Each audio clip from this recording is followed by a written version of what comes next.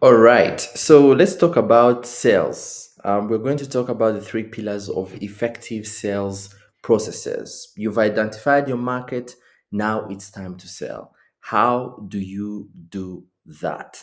Now, so this is part of the startup growth infrastructure. This is the section of sales. And basically, sales, the pillars of sales are three. We have three main pillars of sales, which are transaction, trust, and common ground. So these are the pillars that that you're going to constantly see that are recurring in the process of selling. So we want to make sure that you know at least what are the building blocks. Once that is out of the way, then you can go ahead and start building sales processes, knowing exactly what goes into it and where does it go. Now, Jeffrey Gitomer said, people don't like to be sold, but they love to buy. People don't like to be sold, but they love to buy. Very interesting, which means people have inherent needs. They have needs and they want to have those needs met. They want to meet those needs through various products and services, but they don't want to feel like you're selling them, because when you say, I'm going to sell you something, it means I'm about to take something from you. I'm about to divorce you from your money or something like that. So it's a psychological trigger that you don't want to trigger. But it gets triggered anyway. But you just have to keep in your mind that when you're selling, you have to focus on what people are going to gain out of what you're selling to them, instead of focusing on what it's going to cost them. We'll see the details about that later. Now, the sales processes begin with a prospect and ends with a paying customer. So you have the probable purchaser in the middle of your sales process. That's the center. So it begins with someone who is about to buy. A prospect is a potential customer, someone who fits your target customer. They fit your target, your profile, the profile of the customer that you want. And then, it starts with that person, and then it ends with someone who is paying you money to acquire the services or the products that you are offering. Now, let's start with the first building block: trust. So, without trust, no transaction will take place. Building a trustworthy reputation over time through honesty and fair dealing is the best way to build trust. The easier both parties can verify that the other party is trustworthy, the easier it is to make a transaction. I think the number one purpose of branding is to establish trust, because when you buy something from a shop, let's say you bought a phone, a laptop. Yes, you test it and see if it works and everything. But what if you go back there? Maybe they tell you, okay, if you use this laptop, or if you use this a device and doesn't work properly, please come back, we are going to change the device. Why don't you say, you know what, I'm not sure if I'm going to find you here if you're not closing shop today or tomorrow morning. So how can I know that I'm going to find you? No one asks about that. No one says, how am I going to know that you will be here? Of course, you will be here. So trust. It's because of trust that people transact, and I think this is one of the biggest challenges for startups, because you have technically no credibility, unless, which is what we usually advise. We always advise that you need to start startups in areas where you've been operating in. You want to start a startup in an industry that you understand, you've established connection, you have some level of credibility, so that trust is naturally there. So when trust is there, then you can easily transact. But when there's no trust, which is the number one challenges of most startups, you struggle to make deals because no one knows you. But if people knows you, they say, yeah, we know he can pull this off. It's not he has never done this before, but we've seen him. He's been around the block for a while. We know he can deliver on this product. He can deliver on these services. So it has to be one of the top priorities, because before you sell, before you think of selling, the first question you have to ask yourself, remember these are principles. The first question you have to ask yourself is, have I established trust? Do people trust me? Do they trust that I can deliver on the promises that I'm kind of promising them to deliver? So it's very important. And speaking of trust, there's something called the cycle of exposure. I think it's not the first time that I'm mentioning this during the video, but it shows how today, the way people buy today is through cycles of exposure. So people wants to establish trust first before they buy, before they transact with you. It's not the same as, couple of years back in, 2020, 2019, when people were channeled into funnels, and then, you just you start with one step. Maybe you came across my video, you click on a link, now you're in the funnel, and then they start guiding you through that process until you buy. That style of selling, or that style of working, is no longer viable, because now people want to establish trust first. They want to know who you are. They want to understand, okay, who is this guy? What is he about? Can we trust that at least he can show consistently when we're not even paying him or paying them, if it's an organization? So they want to go into these cycles of exposure, and then once they are exposed enough to what you offer, then something is triggered, and then a purchase is triggered, and then the transaction happens. But if there is no cycle of exposure, then you're going to have a very hard time. So I want you to think of a way to start establishing that trust. How do you establish that trust? Showing up. People have to see you. Okay, he has been here. We know him. Delivering on whatever you're doing. And then by the time you're going to, if you have already a business and you feel like you're not making deals because there is a lack of trust, what you have to do is to establish that trust is very easy. If people see you, there's a reason why companies like MTN, there is, and other big telecom companies, or Coca-Cola or Pepsi or Red Bull, there is a reason why these companies are very keen on marketing, are very keen on content. They are very keen. If you see like a company like Red Bull, they have like these like Red Bull Sports, Red Bull Dance.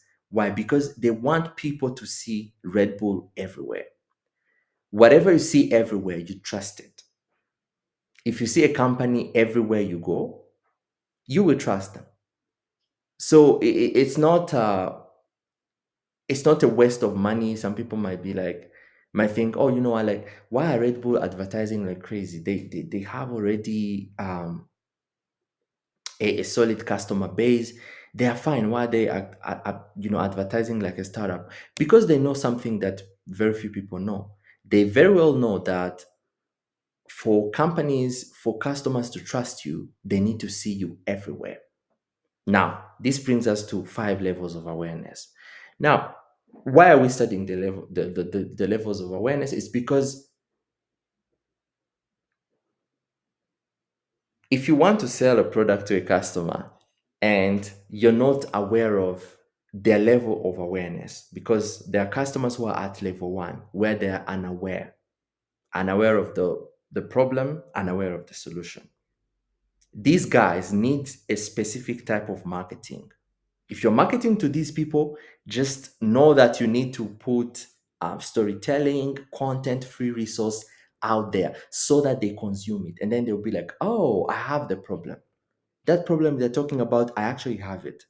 Level 2, problem awareness. They are aware of the problem, but they don't know the solution. These people are also very in need. They're in much need of long form content, webinars, tools, free resources, so that they discover, you know what, Now we know the problem. I know I have now the problem. How can I, what is the solution? Solution aware. Solution aware, the prospect knows that the potential solution exists, but they're not aware of it. They're not aware of the offer. What do? You create content around the offer. You provide the offer so that when they start looking for the solution, there is a solution. The reason why most companies struggle is because you're trying to sell a solution to someone who was supposed to be fully aware of their problem and the solution. There's something called unconscious incompetence, and unconscious incompetence is very dangerous because, not dangerous, but it's a critical place to be, because you have an incompetence that you're not even aware of. It's like you're carrying a defect, a disease maybe in your body, but you don't know that you have that problem, and that thing is literally eating you up, but you don't know that. So because of entrepreneurs know that the entrepreneurs that know that the customers, the levels of customers, levels of customer awareness, their level of their customer awareness, they're going to move differently. If you have a customer that is offer aware, so the prospect is aware of your offer, but they're not sure if it's right for them. Now, how do you make sure that they see that they, by the way, also when we're doing marketing, the courses on marketing, you're going to see them. It talks about how the most important step in marketing is qualification. Why? Qualification, because you don't want to sell the right product to the wrong people. If you sell the right product to the wrong people, this is what will end up happening. You will be underpaid or mistreated or underappreciated. It doesn't matter what you're selling. What matters is, who are you selling it to? Have you qualified the customer? Is this the right person to buy this product?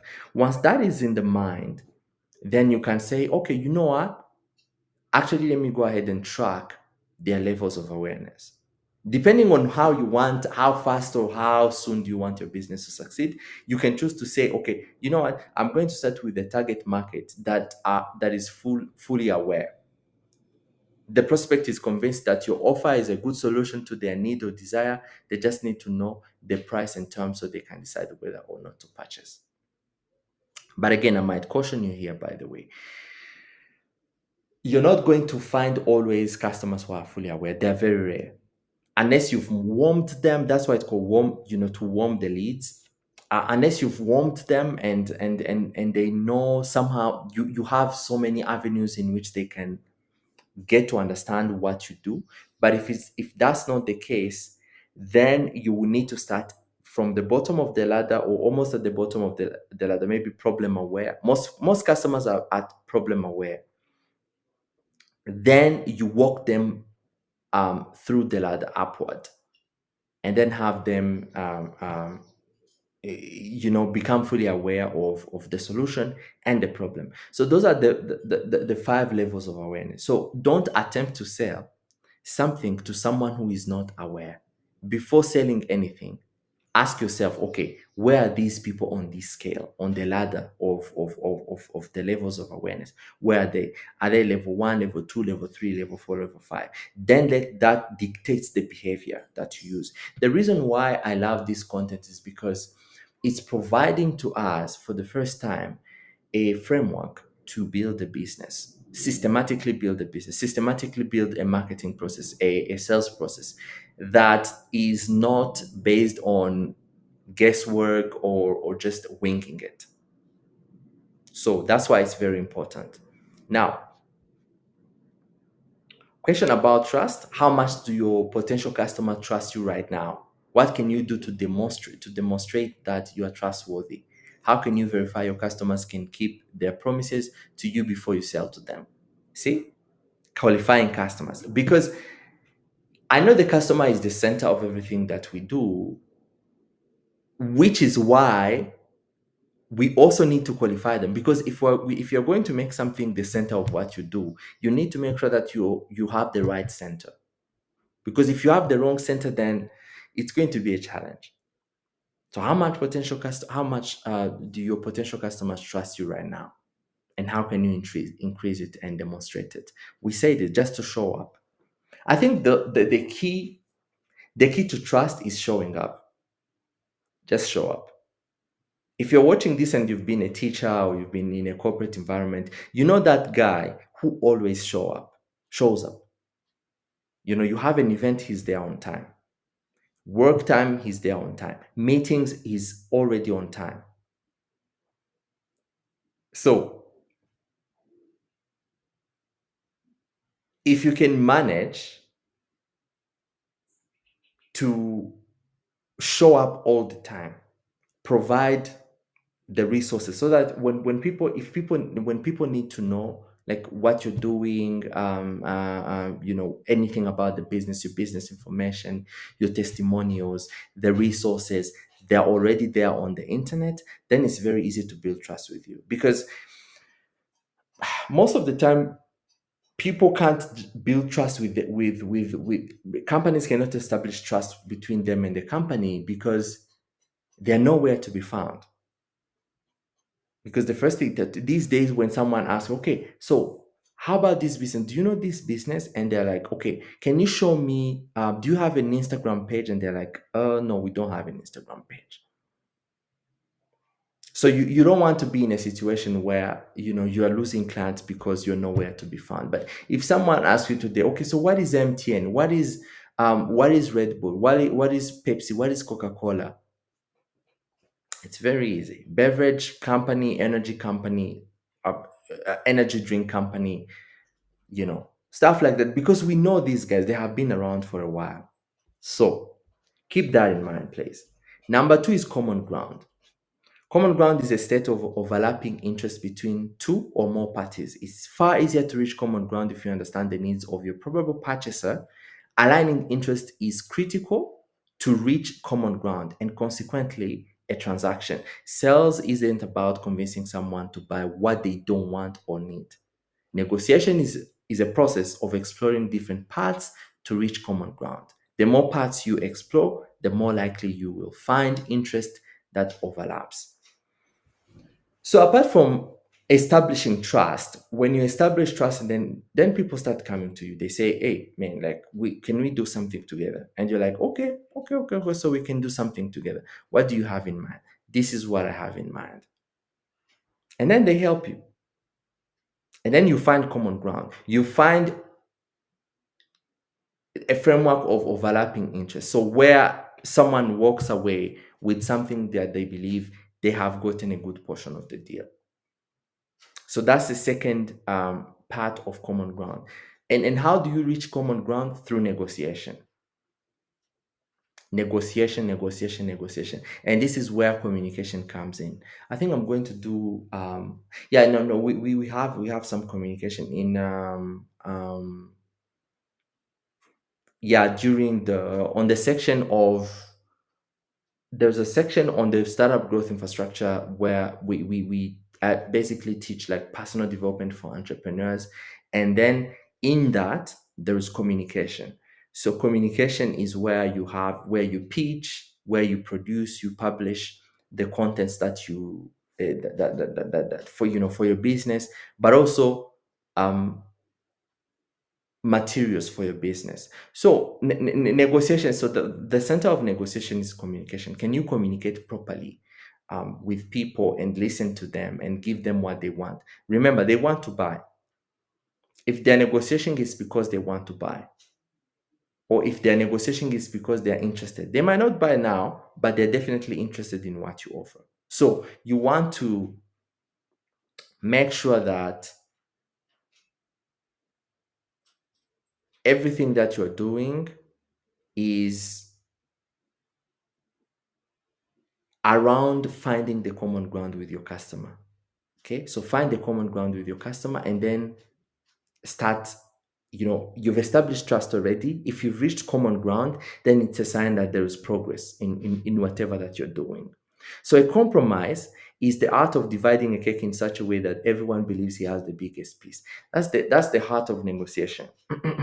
Negotiation doesn't mean that you're going to hand over just a deal like that. No, it's structuring a deal in such a way that people walk away with a sense of, okay, yeah, this was good. Now, why are we talking about trust and common ground? Because this is what makes or breaks sales. Most people are just not good at negotiation. Let me tell you something. You might even have to establish that trust from the moment someone just first impression based trust. Talking about, that's why I always give this example. That's why employees in the bank wear suits, because they want you to see, okay, this person he woke up in the morning, he took time to, to iron the clothes, to tie a tie, and put on a suit. I can trust this guy with my money. Doesn't mean that they're honest or not, but it just means that there's the so first impression matters a lot. It matters a lot.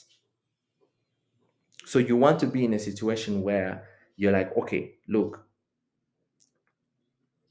I know I'm not going, I did not have time to establish the trust that I need, but I can provide a good first impression, and then find a common ground as fast as I can through wisely compromising to the things that you can compromise on.